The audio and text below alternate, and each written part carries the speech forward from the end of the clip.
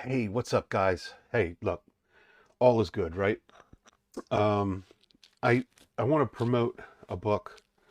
The reason I put this up here, reason why I show you guys this book is, of course, 1930, 40, 50, 60, 70, 80. They're all different times. Every generation learns something new, tries to improve here, but they also can sometimes get a little deviant, all right?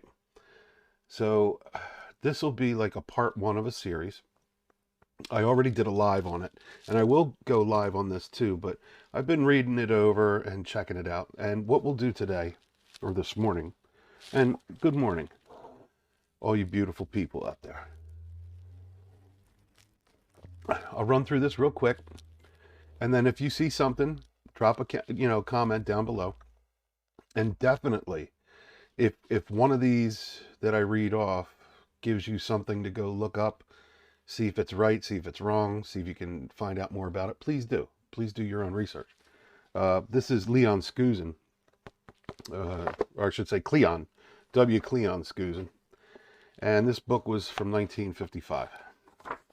So, to premise it, it's called The Naked Communist because for over centuries we've been fighting communism, Marxism, socialism. And this is the book that today's socialists don't want you to have.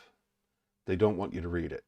All right. It's comparable to George Orwell's 1984. So one of the first things I did was I did a live on reading out 45 things that the communists want to do to America.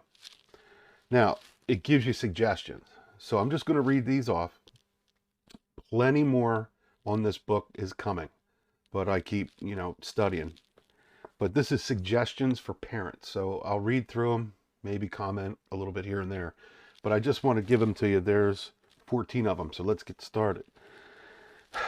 And believe me, I know everybody parents different, but just hear what the book has to say and then try to work off it a little bit. If you completely disagree, so be it. If you agree, so be it. But either way, drop a comment, okay? All right, so the first one is stay close to your children to make sure they are being trained to think like Washington and Lincoln, not Marx and Lenin. Now, Marx and Lenin, they were the communist socialists, and then you got Marxism exactly from Marx. I understand about Washington and Lincoln and back in the slavery days and all that, but the men that gave us the Constitution that we have today, they were very, very futuristic thinkers. They weren't all the most smartest men in the country. They weren't stupid either. So when we say Washington and Lincoln, do a little studying on them. You're going to find they had some bad traits too, but they definitely tried to get away from England and give us something where we control the government, not the government control us. All right. So in providing physical needs for your family, don't forget their spiritual needs.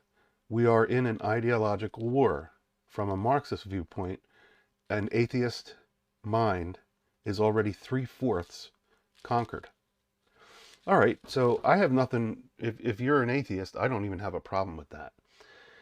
No matter what your religion is, most of the time, in most religions, there's just moral rules set out to help the congregation go back out into the city or the town, the community, and try to live by better moral standards, better moral standards. Is there evil stuff that happens in any church or any religion? Absolutely. But back then, they felt that God was the creator of humanity and that he made us into his image. So take that for what you want. Number 3, take your children to church. Don't send them. Be sure they are getting true religious values, not modernistic debunking. So that's a good point. You just heard it there. Make sure your church is doing what a church should do, not what a church shouldn't do. And I get it with how churches have abused children. I get all that. But you have to think this is mid to late 1700s. Help your children grow up. Don't fall for the current socialist communist line that parents are a detriment to their children. They they are only a detriment when they don't do their job. So yes, if you're going to parent well, you're not a detriment. If you're just going to leave them to go fly around the backyard unattended or through the streets of the city, of course. If you're not going to do a little scolding, do a little guidance, parents are detrimental. You can't let these young sponges, you know, get water poured on them from an evil source. Children require a formula of 90% love and 10% discipline. Well, that 10% can be hard discipline too. So even at 90% love, I think inside that love can be a little discipline too.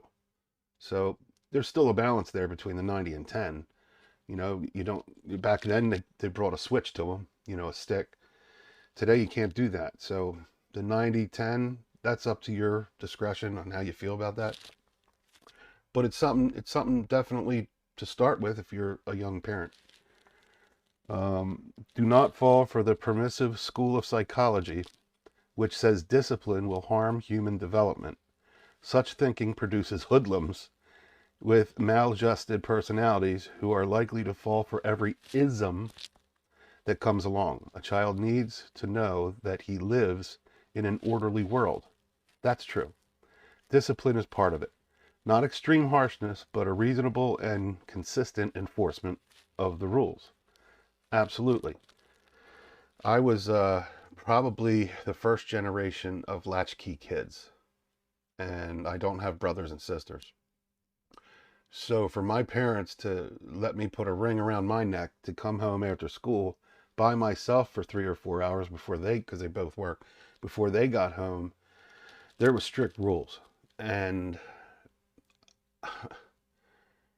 I don't know if kids could do that today, to be honest. I don't know if there's a generation previous to this that taught these kids to do that. But there was no going home and playing with matches. There was no go home and dipping into the liquor cabinet and stuff like that.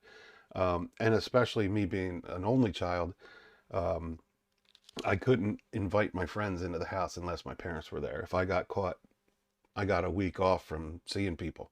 You know, I had, I got to admit, I had some really extreme punishments. I was punished for 3 months one time.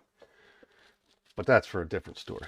All right, so because youth problems happen to be one of my own areas of professional study, that meaning Cleon, the doctor, I wrote a book designed to answer the communist and socialist charge that modern parents cannot do a good job of raising children.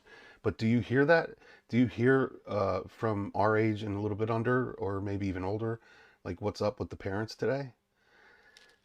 I would say probably around 2006 when, you know, all the social media was starting to really take shape.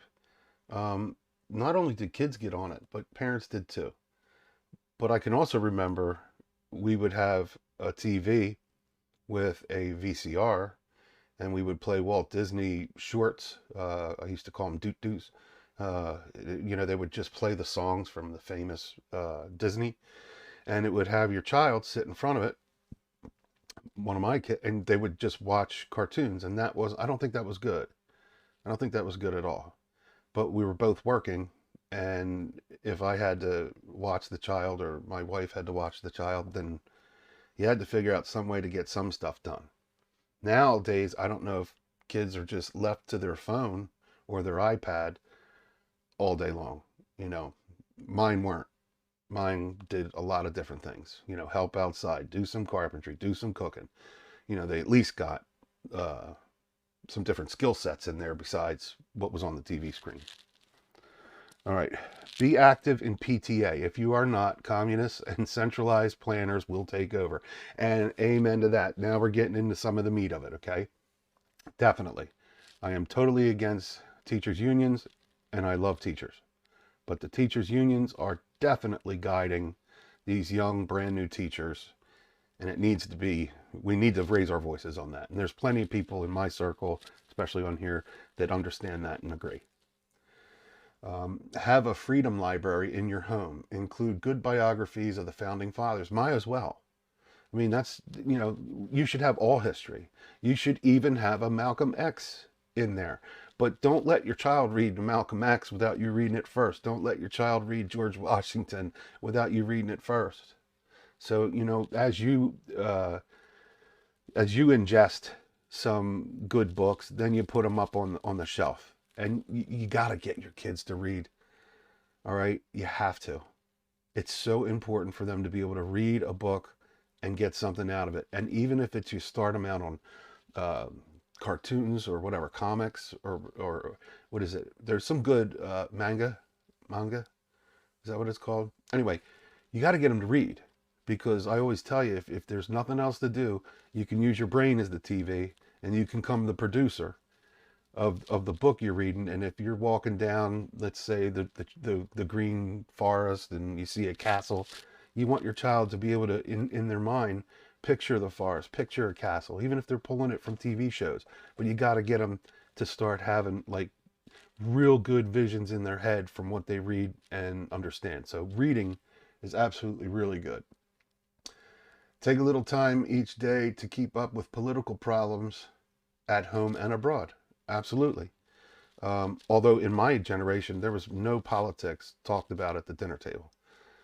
None whatsoever. The only time you might hear it is if it's a big family gathering and all the kids are in a different room, and then all the adults went off and did their thing. But um, you do have to cherry pick some politics and introduce them early, but introduce them that there's two teams, and it's a good thing to have two teams. And if you do lean towards the right or the left, I guess you're gonna, teach them a little bit more of the side you're on. But I always try to at least teach the kids to learn both sides and understand the positives and negatives about both of them. So that's pretty good. Um, Subscribe to a good news magazine. Well, they're hard. That's hard to do anymore. So we can probably not worry about that. I know Newsweek is still published and stuff like that, but that's a hard one. We don't even get our daily newspaper anymore because everything's so expensive. We used to have it all delivered 7 days a week. I remember in my childhood, though, there was like on Saturdays and Sundays, I think there was two editions. And in like Philly, because I was down in South Jersey, always been, but in Philly, I think they had two papers running, like two editions, like the morning and then the evening. So that was how you got your news, maybe one shot with Walter Cronkite, at 6 o'clock. So anyway, when you have older children, make current events part of the dinner table talk. Be quick to point out left-wing slanting of news, TV, and radio broadcasts. There is far more of this slanting than most people realize. Yes, that's something that is hard now, because there's probably one or two out of 11 uh, 11 news stations that like maybe 9 of them lean left and 1 or 2 of them lean right. And you know the ones I'm talking about. So you can see how much the left has taken over the socialist communist agenda, because that's all they promote. That's all they do. And yes, I'm right wing. Well, at least I lean right. Organize a family, a neighborhood, or a church study group. Help your family realize that there is a great struggle going on in the world, which they can help to win.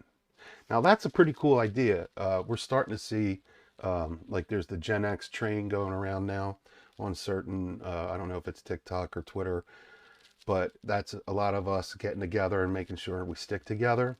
On Twitter, we have all the groups and the rooms that you talk in.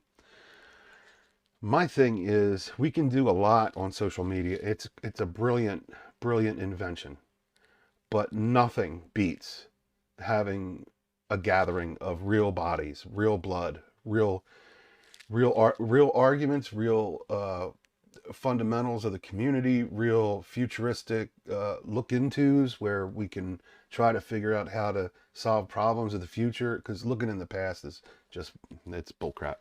You can't live in the past. Democrats live in the past and they make money off it. Republicans usually, with a capitalistic, of course, you have a little capitalism in there.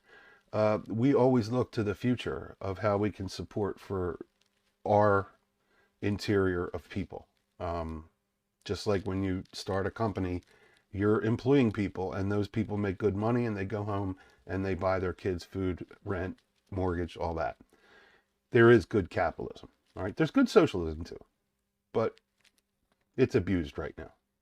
And last but not least, let your children see that you are interested in civic affairs, that you participate in political affairs, that you are concerned with what is going on. They borrow many of their own attitudes from you. All right, fair enough. There's the book again. Look it up. It's on Amazon. Really good book. I suggest you read it. The one thing out of that I wanted, yes, I kind of kept, even myself, I kept the kids. I could tell if me and my wife were talking about politics, the kids would leave the room. Now, my kids are 16 and 20, and they grew up in a little bit of the start of the woke, and they were around their, high school, and they heard some things going on or saw kids there with what was going on. So they were kind of probably through their teachers, not indoctrined, because and probably kids were, but my kids kind of just they didn't want to fight with the people at school, and they didn't want to fight with us. So we kind of just added little sentences here and there. So, but yeah, if I could do it all over again, I would try to get them interested in history and politics a little bit more, but not make it ugly and yucky. I would try to get them to see that there's an actual world out there of politics. So when it says civic, that's you going out into your neighborhood and drumming up some good noise, some good planning with your fellow Republicans. And I believe, and I'll leave you on this, I believe that that's one of the things we can do. Sorry, I got a little messed up there. That's one of the things we can do right now to make sure that we are working with our children, working within religion at its best, working within our school system, working within our neighborhood to really come up with, it's not going to be perfect. It's not going to be a utopia, but there are moral values that, my father, my grandfather, his grandfather, all the way down the line, there were moral values to trying to do good with each other. So on that note, please kiss, love, hug a veteran, and I will see you on the other side.